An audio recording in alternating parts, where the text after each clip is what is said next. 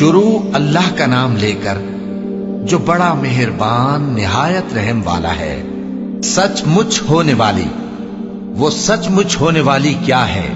اور تم کو کیا معلوم ہے کہ وہ سچ مچ ہونے والی کیا ہے؟ وہی کھڑکھڑانے والی جس کو سمود اور عاد دونوں نے جھٹلایا۔ سو سمود تو زبردست زلزلے سے ہلاک کر دیے گئے، رہے عاد تو ان کو نہایت زوردار آندھی سے تباہ کر دیا گیا۔ اللہ نے اس کو 7 رات اور 8 دن ان پر چلائے رکھا۔ تو اے مخاطب، تو ان لوگوں کو اس میں اس طرح گرے ہوئے دیکھتا جیسے کھجوروں کے کھوکھلے تنے، پھر کیا تو ان میں سے کسی کو بھی باقی دیکھتا ہے؟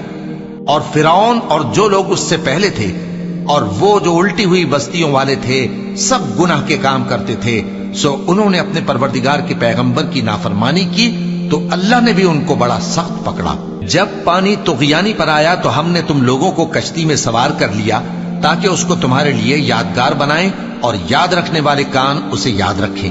پھر جب سور میں ایک بار پھونک مار دی جائے گی اور زمین اور پہاڑ دونوں اٹھا لیے جائیں گے، پھر ایک بار ہی توڑ پھوڑ کر برابر کر دیے جائیں گے، تو اس روز ہو پڑنے والی یعنی قیامت ہو پڑے گی، اور آسمان پھٹ جائے گا تو وہ اس دن کمزور ہوگا، اور فرشتے اس کے کناروں پر ہوں گے، اور تمہارے پروردگار کے عرش کو اس روز 8 فرشتے اپنے اوپر اٹھائے ہوں گے۔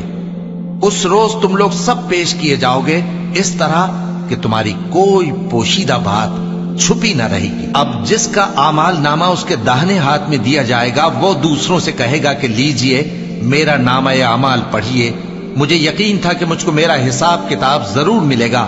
پس وہ شخص من مانے عیش میں ہوگا، یعنی اونچے باغ میں جس کے میوے جھکے ہوئے ہوں گے۔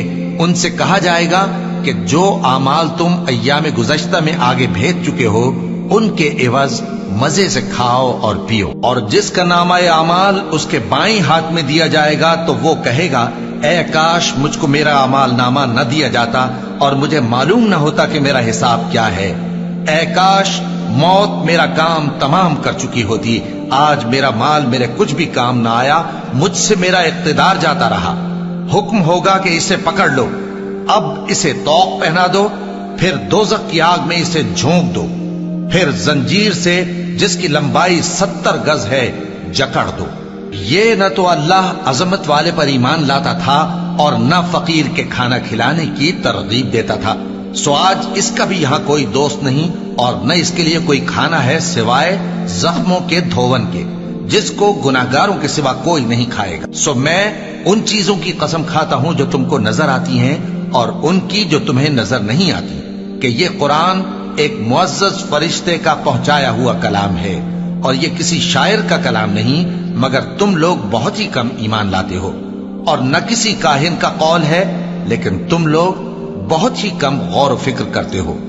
یہ رب العالمین کا اتارا ہوا ہے۔ اور اگر یہ پیغمبر ہماری نسبت کوئی بات جھوٹ بنا لاتے تو ہم ان کا داہنا ہاتھ پکڑ لیتے، پھر ان کی رگے گردن کاٹ ڈالتے، پھر تم میں سے کوئی ہمیں اس سے روکنے والا نہ ہوتا۔